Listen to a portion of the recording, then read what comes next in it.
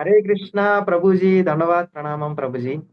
ఈరోజు నేను భగవద్గీత 1వ అధ్యాయము 1వ శ్లోకము గురించి వివరణ మీరు ఇవ్వగలరని ఆశిస్తున్నాము గురుజీ.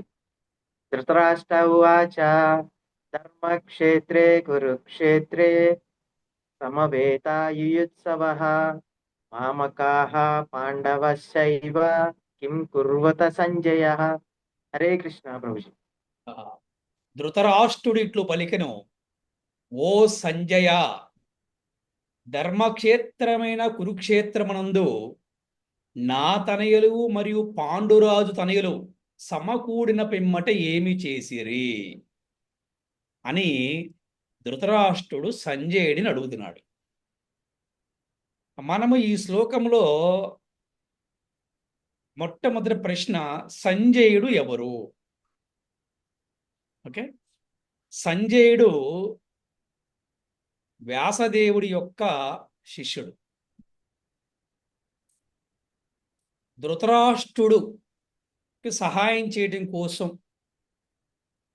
అలాగే ఈ కురుక్షేత్ర రణరంగంలో మహాభారత యుద్ధములో ఎప్పుడు ఏమి జరుగుతుందో అటువంటి విషయాలన్నీ కూడా తెలియజేయడం కోసం ధృతరాష్ట్రుడికి వ్యక్తిగత కార్యదర్శిగా వ్యాసదేవుడు నియమించాడు సంజయుడిని. ఇకపోతే ధృతరాష్ట్రుడు చాలా భయపడుతూ అడుగుతున్నాడు సంజయుడిని: ఓ సంజయ, పాండవులు కౌరవులు కలుసుకున్న తర్వాత అక్కడ ఏమి చేస్తున్నారని ఏమంటారంటే ఒక టెన్షన్ అనమాట ఆయనకి. ఒక అభద్రతాభావం ఉంది ధృతరాష్ట్రుడికి. ఇక్కడ ఇంకో ప్రశ్న రావచ్చు: ధృతరాష్ట్రుడికి భయము ఎందుకు? ఎందుకు ధృతరాష్ట్రుడు అంత భయము? కృష్ణుడు ఆయుధం పట్టణం చెప్పాడు కదా. అంతేకాకుండా ముగ్గురు మహారథులు కూడా ధృతరాష్ట్రుడి వైపునే ఉన్నారు కదా యుద్ధంలో. భీష్ముడు, ద్రోణాచార్యుడు, అలాగే కర్ణుడు. అలాగే ద్వారకాలో ఉన్నటువంటి కొంతమంది సైన్యం కూడా కౌరవుల వైపున యుద్ధం చేస్తుందని చెప్పి శ్రీకృష్ణ భగవానుడు అభయం ఇచ్చాడు. మరి పాండవుల పక్కన కేవలం కృష్ణుడు మాత్రమే ఉన్నాడు. కృష్ణుడు ఆయుధం కూడా పట్టడు. అయినప్పటికీ కూడా కౌరవుల పక్షాన ముగ్గురు మహారథులు ఉన్నప్పటికీ, ఎంతో మంది సైన్యం ఉన్నప్పటికీ, ఎంతో సంపద ఉన్నప్పటికీ, అన్నిటికన్నా ముఖ్యంగా 9 కొడుకులు ఉన్నటువంటి ధృతరాష్ట్రుడికి అంత భయం ఎందుకు? ఎందుకంటే పెద్దలు చెప్పారు మనకి, తప్పు చేయవద్దు, భయపడద్దు. తప్పు చేయవద్దు, తల దించుకోవద్దు. మరి ధృతరాష్ట్రుడు ఏమి తప్పు చేశాడండి అని అడగొచ్చు. ఎస్, ధృతరాష్ట్రుడు చేసిన తప్పు ఏమిటంటే స్వార్థముతోటి ఆలోచించాడు. ఏమిటి స్వార్థము? పాండవులు ఎవరన్నా బయట వాళ్ళ సొంత తమ్ముడు పిల్లలే కదా వాళ్ళు. అంటే తండ్రి లేని పిల్లల పట్ల ధృతరాష్ట్రుడు ప్రవర్తన ఎలా ఉందో మనం చూసాం. అంటే ధృతరాష్ట్రుడు ఏ విధంగా ఆలోచించాడు స్వార్థంతో అంటే, నా పిల్లలకే రాజ్యాధికారం దక్కాలి అనుకున్నాడు. వారిని కూడా నీ పిల్లల్లా కనుక చూస్తే, వారి పట్ల కూడా నువ్వు దయాకరుణ ప్రేమతో ఉంటే నువ్వు పూజనీయుడు అయిపోయాడు కదా. ఇక్కడ ఎందుకు ధృతరాష్ట్రుడికి అంత భయం అంటే, సొంత తమ్ముడు పిల్లలని కూడా చూడకుండా స్వార్థపూరితంగా ఆలోచించి తన కుమారుడైన దుర్యోధనుడు ఏమి చెప్తే చేసుకుంటూ వెళ్ళాడు. అంటే అక్కడ దుర్యోధనుడికి బందీ అయిపోయాడనమాట ధృతరాష్ట్రుడు.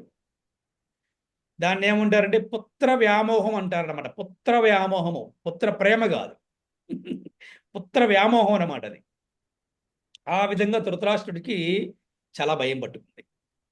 ఇంకోటి స్థల పురాణము, అంటే స్థల ప్రభావం కూడా బాగా పనిచేస్తుంది.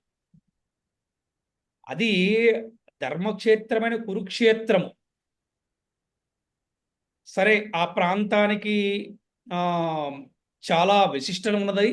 అది మనం చాలా చెప్పుకోవచ్చు. కానీ ముఖ్యంగా ఏమిటంటే అక్కడ కృష్ణుడు ఉన్నాడు. కృష్ణుడు ఎక్కడ ఉంటే అక్కడ ధర్మం ఉంటుంది. ధర్మం ఎక్కడుంటే అక్కడ కృష్ణుడు ఉంటాడు. అందుకని ఇక్కడ ధృతరాష్ట్రుడికి అందుకంత భయం వేస్తుంది అనమాట. మనము ఈ శ్లోకం ద్వారా ఏం తెలుసుకోవాలి సమాజంలో అంటే, అన్నదమ్ములు కలిసిమెలిసి ఉంటే ఎటువంటి విజయాన్నైనా సాధించవచ్చు అని మనం పాండవులు చూసి నేర్చుకోవచ్చు. స్వార్థపూరితంగా ఆలోచిస్తే ఆ అన్నదమ్ములు ఏ విధంగా పతనమైపోతారో అని మనం కౌరవులను చూసి తెలుసుకోవచ్చు. అందుకనే ప్రతి ఒక్కరూ సమాజం బాగుండాలి, సమాజం బాగుండాలి అంటూ ఉంటారే. సమాజం బాగుండాలంటే ముందు కుటుంబ వ్యవస్థ బాగుండాలి. కుటుంబ వ్యవస్థ బాగుండాలంటే ఏముండాలి అక్కడ? అన్నదమ్ములు, అక్క చెల్లెళ్ళు, తల్లిదండ్రులు అందరూ కూడా ఎటువంటి స్వార్థం లేకుండా గౌరవం ఇచ్చుకుంటూ, గౌరవమును తీసుకుంటూ, ప్రేమను ఇవ్వటము, ప్రేమను పొందటము, విలువలతో కూడిన జీవన విధానాన్ని జీవించినప్పుడు కుటుంబ వ్యవస్థ బాగుంటుంది. ఎప్పుడైతే కుటుంబ వ్యవస్థ బాగుందో సమాజం కూడా బాగుంటుంది.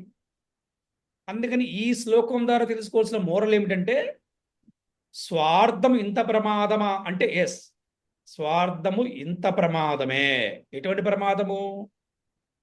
ఇన్ని లక్షల మంది అక్కడ మరణించారు మహాభారత యుద్ధంలో. దీనికి కారణం ఏంటి? స్వార్థము. అందుకని స్వార్థము లేకుండా ప్రతి ఒక్కరూ కూడా అన్నదమ్ములు, అక్క చెల్లెల్లాగా కలిసి మెలిసి ఆనందంగా చక్కగా జీవించాలని శ్రీకృష్ణ భగవానుడు ఈ భగవద్గీత 1వ అధ్యాయం 1వ శ్లోకం ద్వారా ఈ సమాజానికి తెలియచేస్తున్నారు. హరే కృష్ణ ప్రభు. హరే కృష్ణ ప్రభుజీ. ధన్యవాదాలు ప్రభుజీ. హరే కృష్ణ.